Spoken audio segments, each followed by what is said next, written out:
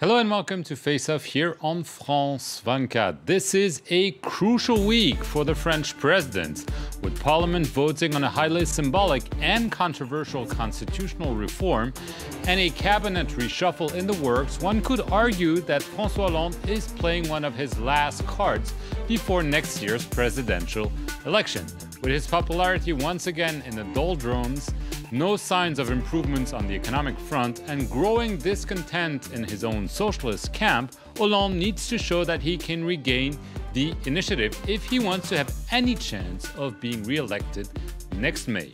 With me to discuss this crucial week for the French president, Philippe Turle from Radio France International and Jean-Marc Gonin with the Figaro magazine.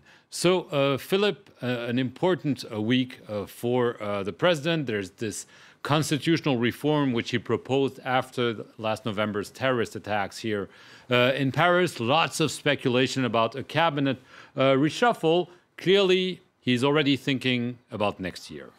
Well, to put it basically, things really couldn't get any worse for François Hollande at the moment. You never know. Well, it'd be difficult. At home, there's record unemployment. There's no growth or any growth worth talking about. On the European Union front, there is the refugee crisis.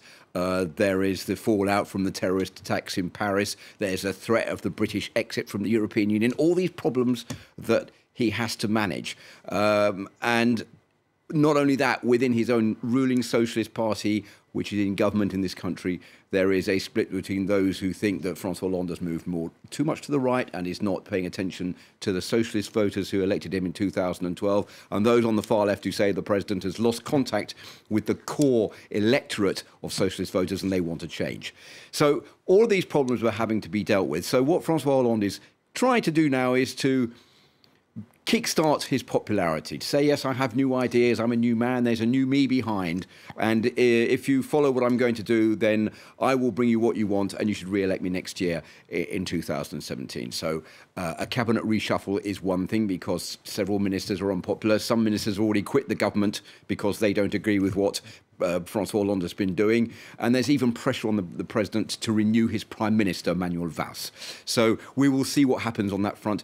And there's also pressure on the president to be able to offer some kind of optimism for people to look forward to, something that they say will make it not so bad. Let's say a little bit of an improvement on the economic front. But that's very hard because so far, after all the efforts since 2012, nothing appears to be happening. Right. And there is this constitutional reform that he's proposed. One aspect is fairly consensual, broaden the state of emergency.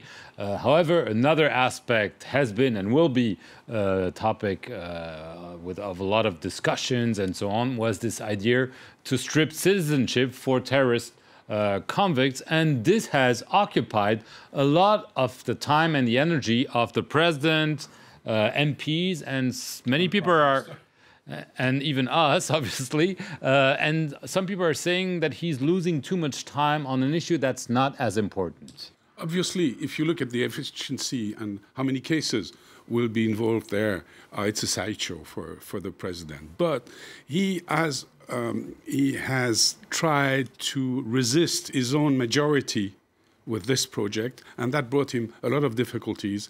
So he had to compromise at the National Assembly with his own MPs, who changed the legislation, the proposed legislation, from who compelled government to change it.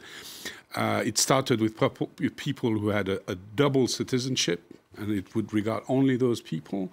And the MPs imposed that it regards everybody who has French citizenship.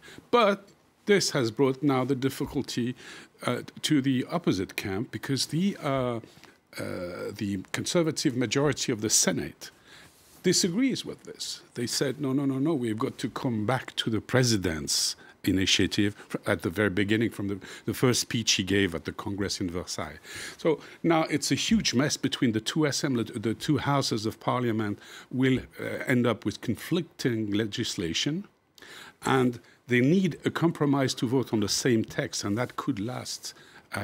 Or that could not happen, actually. That could not happen, or this could last, the so-called shuttle between the two houses might last like for weeks, and he might end up having no reform of the constitution in the end, and the sort of blame game will start. And it will also be.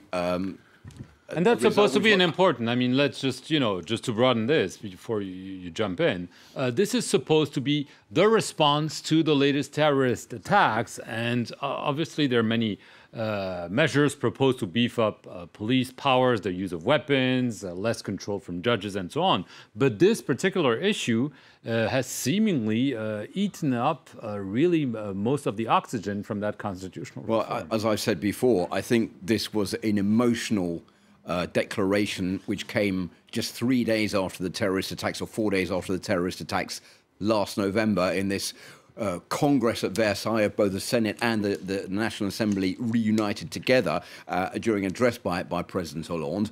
And no one knew he was going to make this announcement of strengthening the possibility of stripping terrorists of their French nationality. The ability to strip one of their French nationality if they are dual nationals already exists in France. So it's not as if they're creating something new. It's just that they were going to strengthen the legislation that was already in place to take into account the terrorist aspect, which is more important and more on the front of the scene now than it used to be.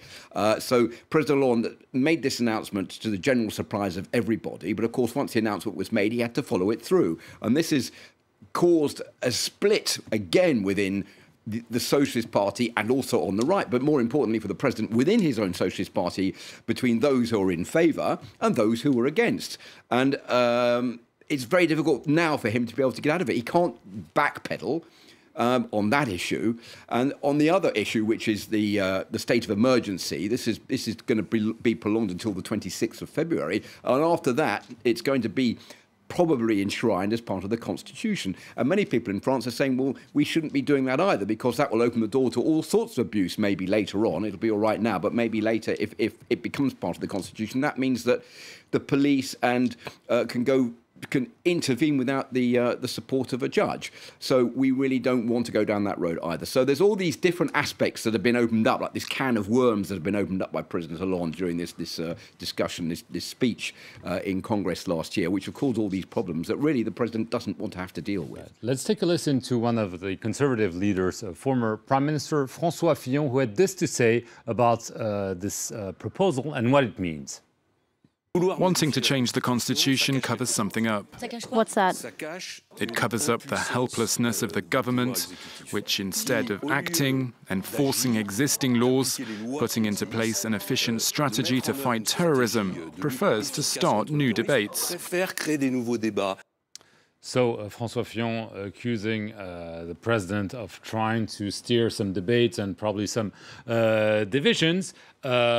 But there is another card that he could use is, we talked briefly about it, but I want to go back to it, is the cabinet reshuffle. There won't be many opportunities to have another cabinet reshuffle before the elections. This might be either the last or maybe one of the last to do so. Let's hope it will be. How crucial it is. It is crucial. Let's hope it's the last one, because we are like 14, 15 months before the next presidential election. So it's really the last bit of the mandate. And I doubt the president, well, you can't exclude a crisis, but he will, and that's the cabinet he will go to war with, so to speak. He doesn't have so many cards to play any longer. With the justice minister who left government, Christiane Taubira, because of her disagreement over this measure we just discussed. Constitutional reform.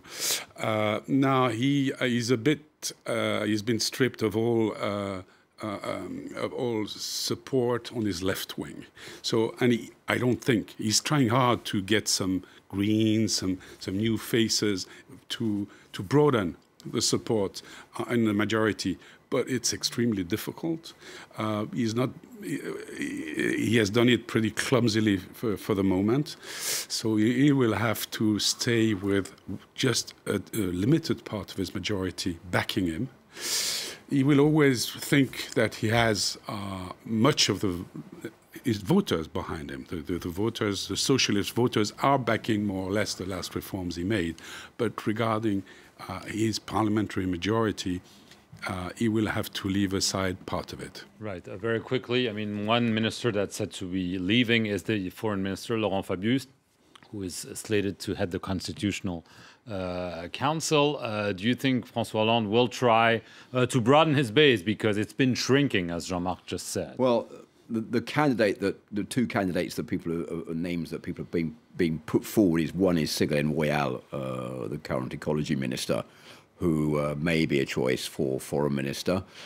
She was a former presidential candidate in 2007 and lost against Nicolas Sarkozy. Another one is Hubert Védrine, who is another former foreign minister under who doesn't want the job. Mitterrand. But I don't think he, as Jean-Marc says, wants the job. But he's been offered the job by several people, including Nicolas Sarkozy. But I think François Hollande would like him to come back and do that job. So that seems to be one minister job, which is certainly going to change. That seems to be almost certain. The others we don't really know. We don't know if Ségolène Royal moves to the foreign ministry, who will fill the job as ecology minister. François Hollande tried to bring in a former television presenter who's very popular in France called Nicolas Hulot. He has turned down the job. He doesn't want it. So that leaves that door open. And then there's also a question mark, as I said earlier, about whether or not Manuel Valls will continue as Prime Minister. Many people are saying it's time that you change Prime Minister, although he's already changed Prime Minister once, François Hollande, but maybe it's time that he did it again to give him another boost before the election next year. Well, we'll have to see. In the coming days, we'll know the answer to that question. Thank you very much for watching this edition of Face Off. We'll see you next week here on France 24.